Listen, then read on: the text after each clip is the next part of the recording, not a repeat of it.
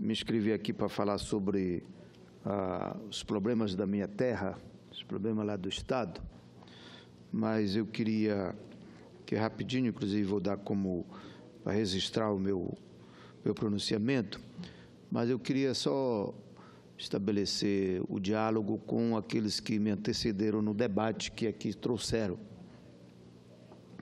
E que a população já percebeu o que aconteceu no Brasil nos últimos tempos.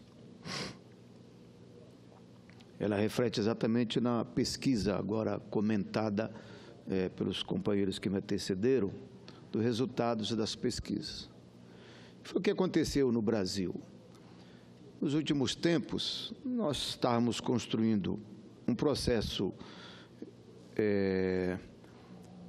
da consequência da democracia que nós construímos no país, enfrentando governos autoritários, e uma geração que construiu, que tinha como base fundamental de que, para se construir uma sociedade justa, uma sociedade onde todos tenham oportunidade de produzir, de estudar, de ter acesso à saúde, à cidadania, à dignidade, entendíamos que a democracia é uma base fundamental para construir uma sociedade assim. E foi isso que a nossa geração, ao fundar o Partido dos Trabalhadores, estabeleceu como base fundamental essa democracia. Um debate muito duro na chamada esquerda da época, porque tinha várias saídas para enfrentar, inclusive, a ditadura militar, etc.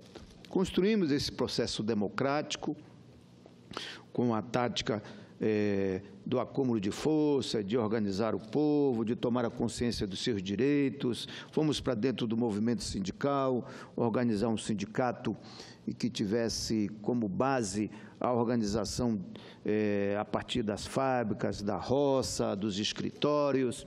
E construímos um movimento sindical muito forte para processar defesas dos interesses imediatos da classe trabalhadora. E, ao fundar o Partido dos Trabalhadores, nós construímos exatamente esse instrumento político. Naquela época, o senador Pimentel, que também é um dos fundadores, se lembra disso. A nossa primeira palavra de ordem assim, é a nossa vez e a nossa voz. Ou seja, nós criamos um instrumento político para dar vez e voz àqueles que não têm vez e voz no país. E fomos construindo isso.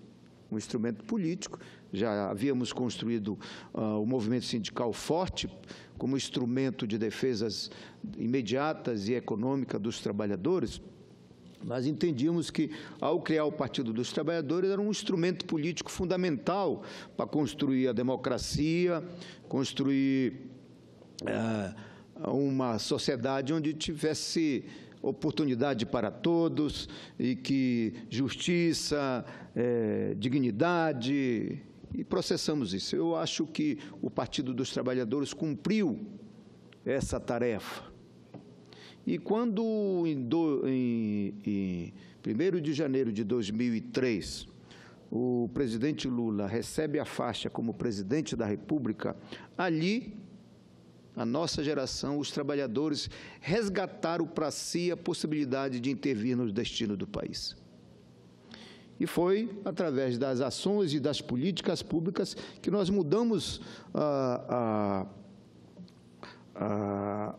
o destino de milhões e milhões de famílias brasileiras, de trabalhadores, da democracia, consolidando a democracia e construindo um país e uma economia que desse oportunidade para todos, que saísse daquela economia que concentrava a riqueza na mão de poucos e a pobreza na mão de muitos, né? Foi por isso que nós tivemos a política das diminuição não só das desigualdades entre o rico e o pobre, mas a diminuição entre as regiões mais ricas e as regiões mais pobres.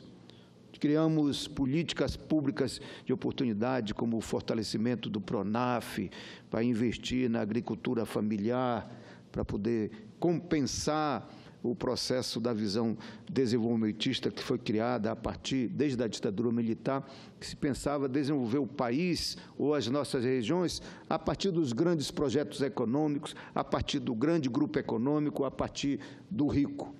E aí aumentava cada vez mais essa desigualdade. Aliás, o resultado das pesquisas da economia do mundo, inclusive, ela reflete exatamente ainda esta visão de que no Brasil cerca de 8 pessoas detêm a riqueza da metade da população. 100 milhões de brasileiros, apenas 8 correspondem a esta riqueza, como no mundo também a mesma concentração.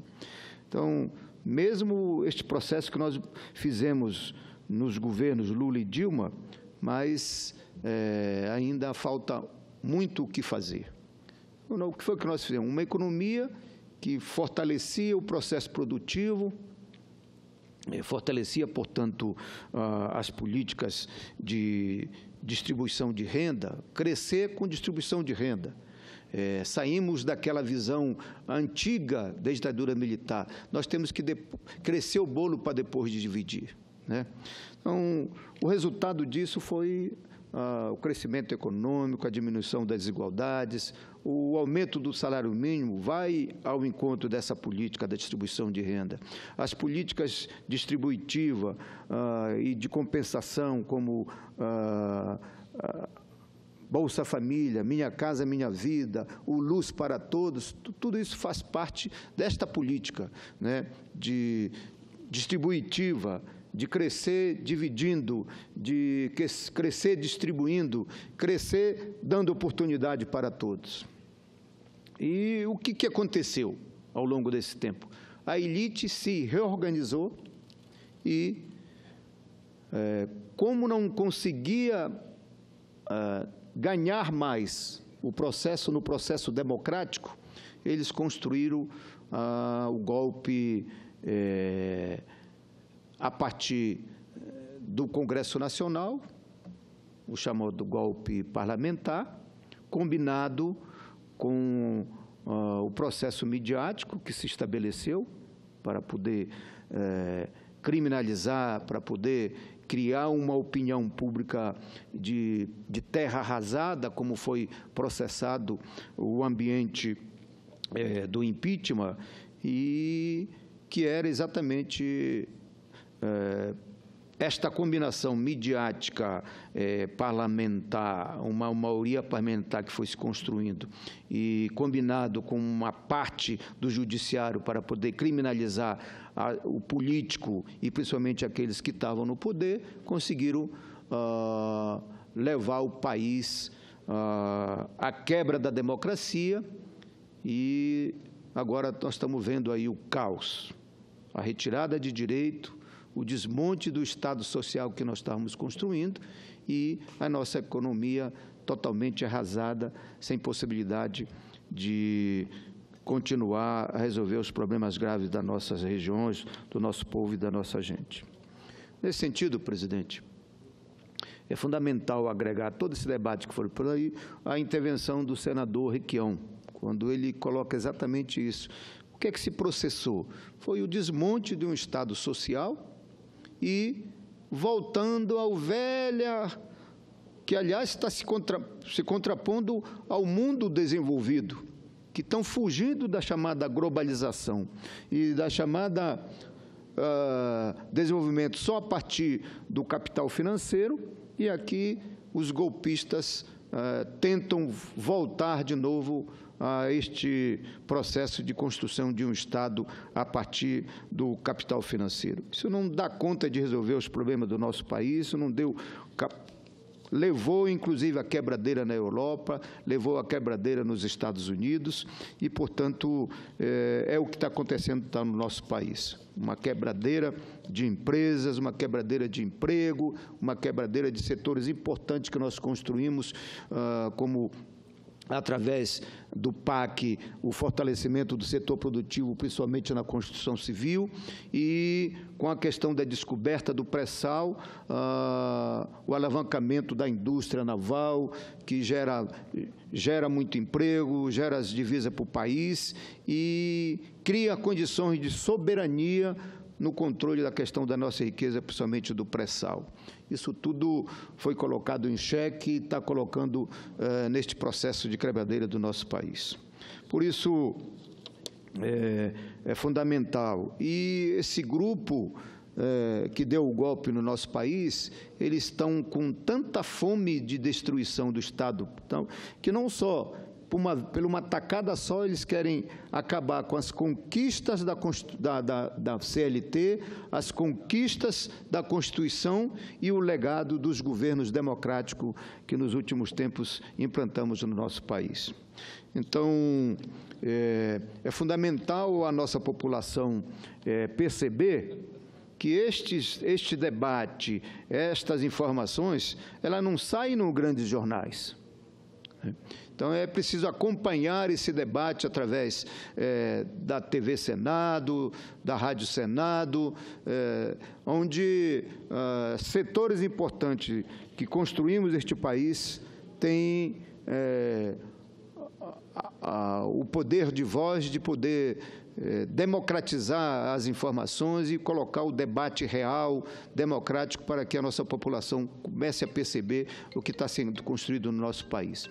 E é isso que reflete na pesquisa da CNT, de que a opinião pública está se apercebendo do que aconteceu no nosso país e que o reflexo na figura do Lula, ela resume tudo isso que aconteceu no nosso país e que a opinião pública agora começa a reagir, né? Por isso, é fundamental a gente estar atento de novo, a mobilização de rua, a mobilização do povo organizado, a mobilização dos setores organizados, é que a gente vai corrigir este rumo, à medida que recupera a democracia, à medida que se recupera o processo que vinha sendo construído no nosso país.